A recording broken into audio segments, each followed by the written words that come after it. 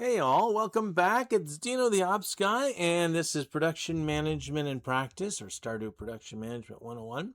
We are on episode 23 of basically a free online production management course. I've taught production management courses at university before, and now I'm doing it online. It's for you. So really, at some point, people will ask. So it's episode 23. If you haven't seen the first 22 episodes, there are some. You can start here, or you can start going back. Up to you. But one of the questions that comes up, at least in my mind, I'm not getting a lot of comments, so I can't support those with the comments. But is what's the difference between being a gamer playing Stardew Valley and being a production operations person who's using Stardew Valley to demonstrate production operations stuff? And one of the first things that comes up is essentially the metrics, the performance metrics, because really the only big metrics in Stardew Valley are the total earnings, which are decent, but it really doesn't help you that, on Monday you may make more than Tuesday. Did you have a good Monday, or did you have a good Tuesday, etc.? Or just from the standpoint that you have to make decisions sometimes that will help in the short term financially, bring that number up, that hurts you in the long term. And you want to be able to have a metric that sort of captures, well, what was the best thing to do overall? So to do that, I've talked in other episodes about the ledger. You can go back and look at the ledger and what that's all about. And we'll continue to talk about that in other episodes. But the other thing that I want to bring up that comes up is basically the notion of planning. And early on we talked about the project plan that would match with the strategy. But in this case, I'm just talking about a basic layout. So I've taken the default picture for a farm and sort of chopped it up to say, here's what I have in mind. Some of it we've already enacted, so you'll recognize some of this. Certainly the paths, we've started on some of these paths.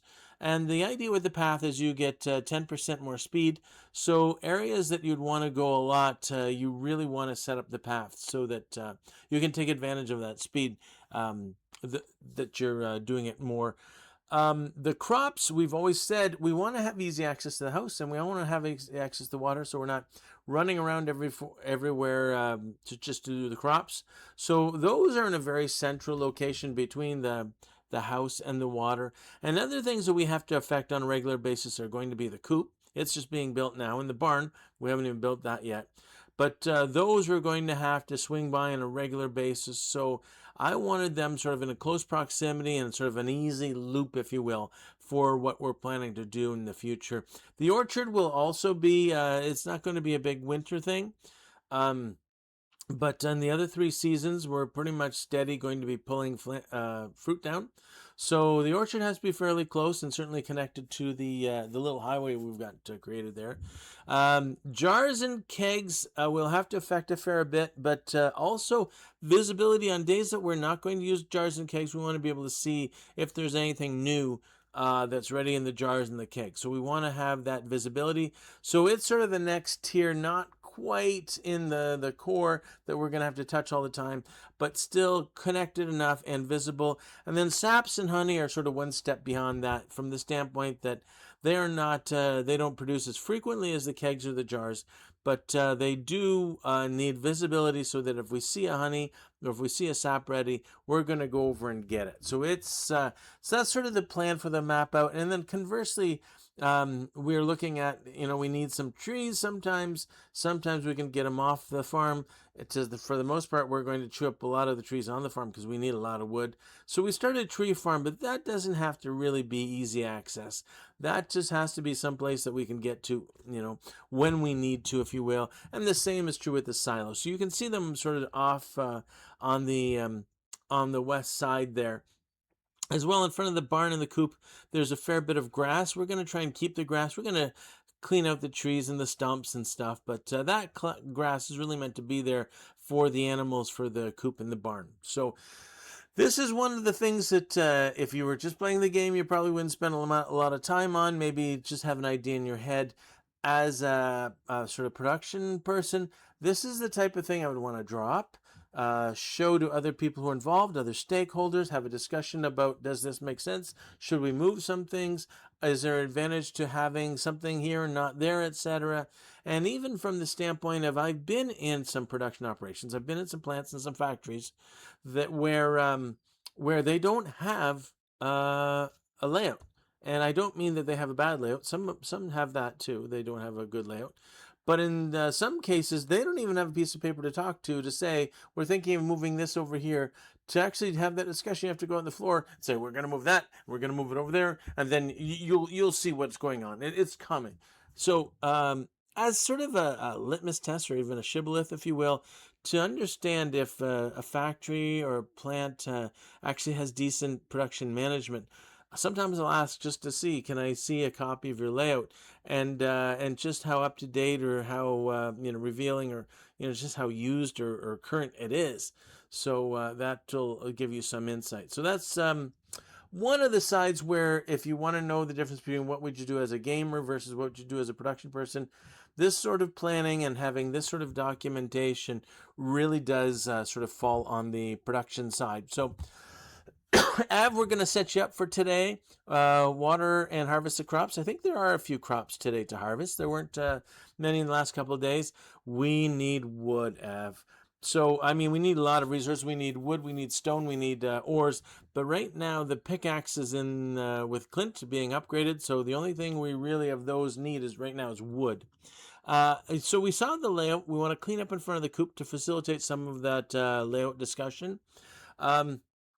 If we see the rings in the water, that's a good multiplier. We're going to get a good return out of that. So keep an eye for those when you are fishing.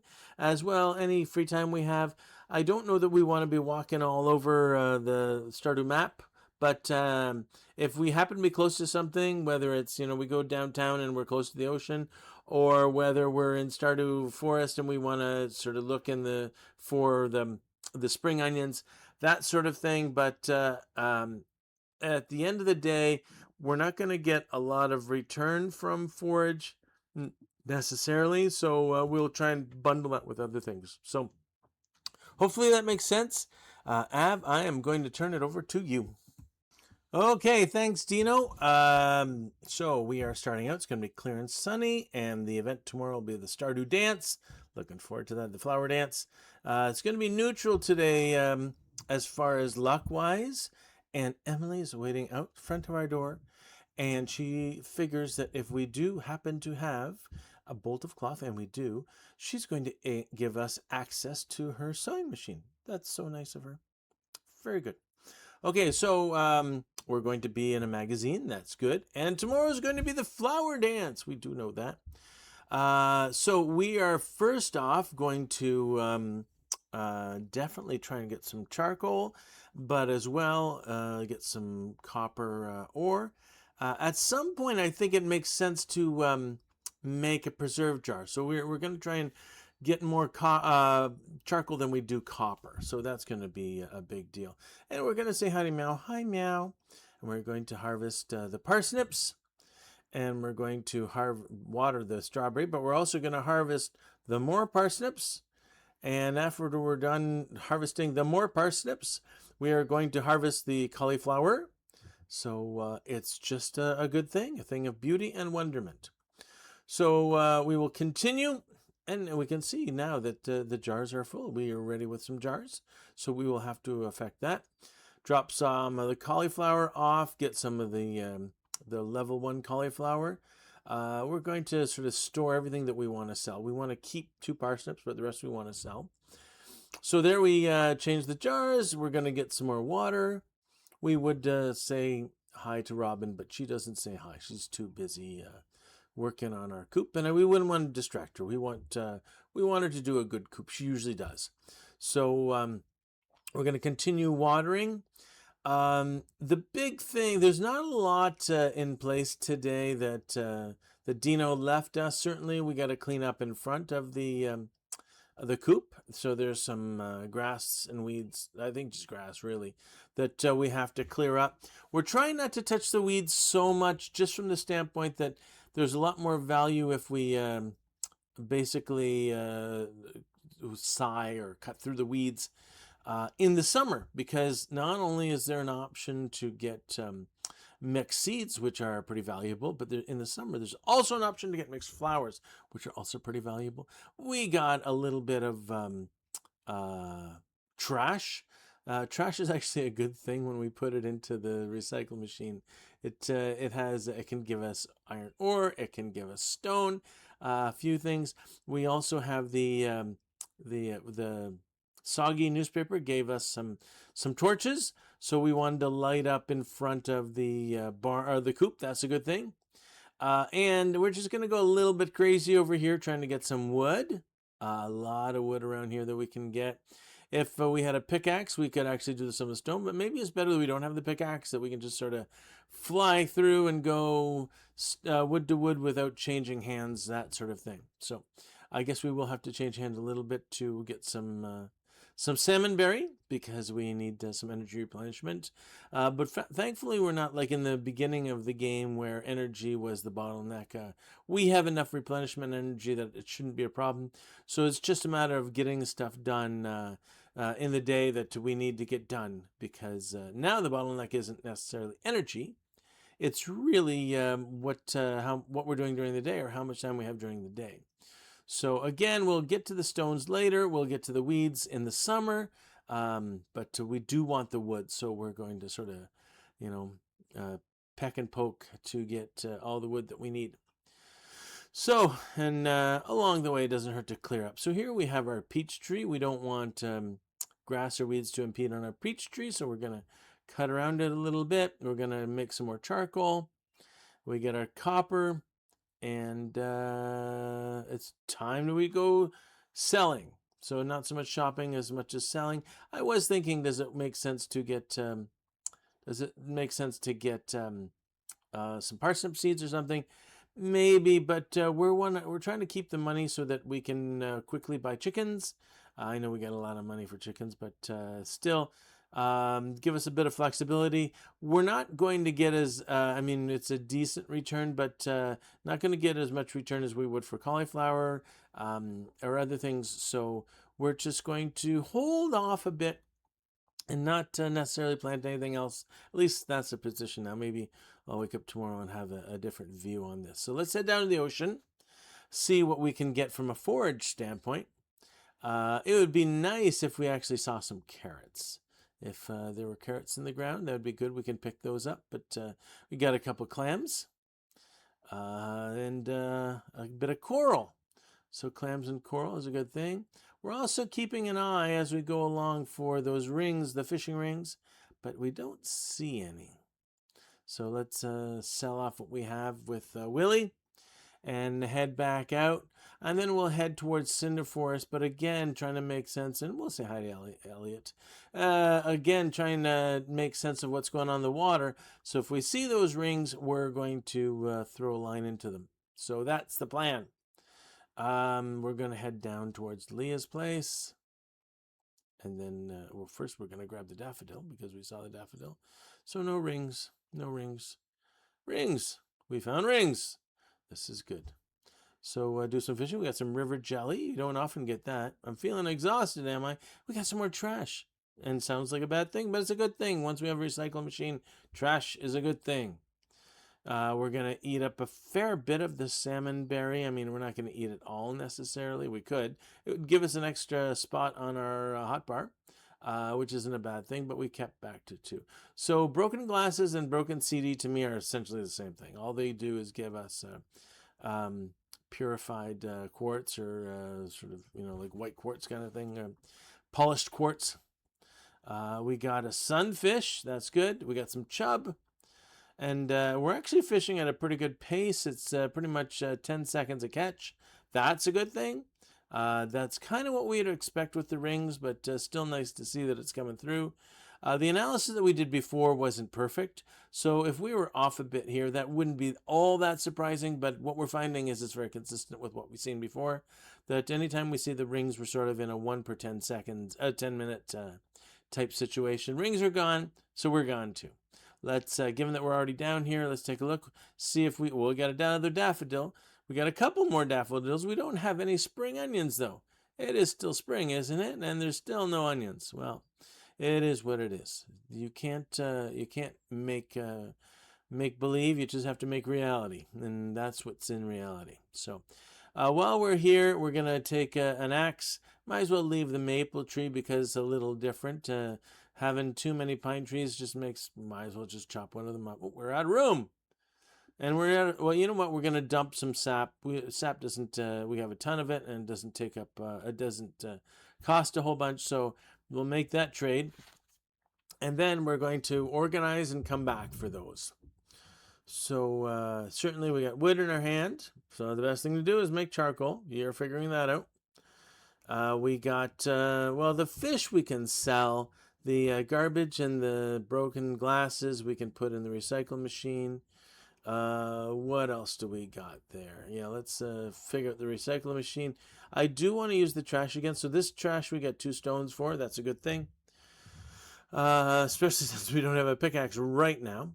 And then, we forgot to put the glasses back. But given that we have the stones, given that we have the wood, given that we have the charcoal or the coal, it made sense to do another preserve, and then we get another cauliflower in. We get plenty of cauliflower. Really what we'd want to do is last until, call it the middle of summer, so summer 12, summer 13, that sort of thing, because at that point we start getting pumpkins, and then we can put pumpkins instead of the cauliflower, but we'll need something really until then, because between cauliflower, anything that we get before pumpkins, we're better off with cauliflower in the jars. So that's kind of the plan. So we picked up the stuff we left behind. We are not litterbugs. I shouldn't say it. Sometimes I guess we are. Every once in a while I'll see stuff that we left behind. And one of the problems with saving every day is that anything that you don't pick up when you come back the next day after you've saved isn't there. So if we just played continuously through, anything we left on the ground would still be there the next day. But once we do a save, anything that's not accounted for kind of disappears. So that's kind of working against us. I'm not too worried about that. That's not the biggest factor that we should be worrying about. So we're going to take a look again for forage items. Once we get to the mountain lake, we're going to look for the rings, see if we can do some fishing rings. I don't see any. We do have a horseradish there, wild horseradish. That's good to see. Nothing really else. And no rings. So we will head back around. It's getting pretty late, 10:40. Not if we wanted to fish, we could. Might as well get a tree as we're going through. Now that we have more room, we're going to check onto the island just to get more view for rings. No rings. So time to head back. We'll see if we can find any forage items. Nothing. Okay. So once we get back, we'll do one more round of charcoal, again with the preserve jars in mind. Might as well take a tree with us as we go. Apparently it's getting late. So we'll drop off, do the charcoal thing, and it's probably bedtime. I don't think we're going to get a whole lot done otherwise, so off we go.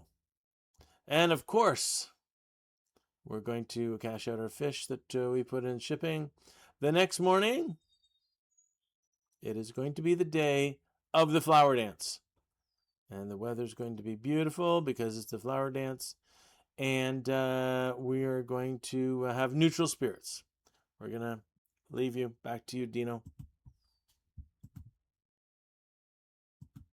Okay, thanks, Sav. Great as always. We did get the water, the crops watered and harvested. We got quite a bit of wood, and even from that wood, we got preserve jars. That's awesome. We did clean up in front of the coop as well as along that sort of north-south highway that we're trying to create there. We did find some rings, and you know, we when we were fishing at the rings, it was pretty steady, like every 10 minutes, which was good. So we're on track for stuff. We did some foraging even when sort of out of our way to do the foraging near the mountain. Also hoping we'd find some rings, but we didn't. If we're looking, having carrots at this point wouldn't hurt either. That'd be a nice source of food, but we didn't find any. So Nonetheless, we're in a good situation. So tomorrow in the game, or the next episode, is going to be episode 24, which is going to be day 24, which is going to be the flower festival, so, or the flower dance. So it's not going to be the whole episode just on the flower dance. In fact, I'm probably not going to show any of the flower dance itself. That can be pretty boring in production sense. But I do want to use some of that time to basically go over, here's what we've planned for the strategy, here's sort of the latest twists and turns that we're coming up to in the strategy, and just sort of reset all that so that when we get to day 25, whether we get the coop ready on day 25, hopefully we'll get our axe back on, or pickaxe back on day 25, we are ready to hit the ground running. So hopefully you're getting a lot out of this. Please leave comments. Let me know what you think, what we can do better, how we can help the understanding. This is Dino, the Ops Guy, and I'm signing off.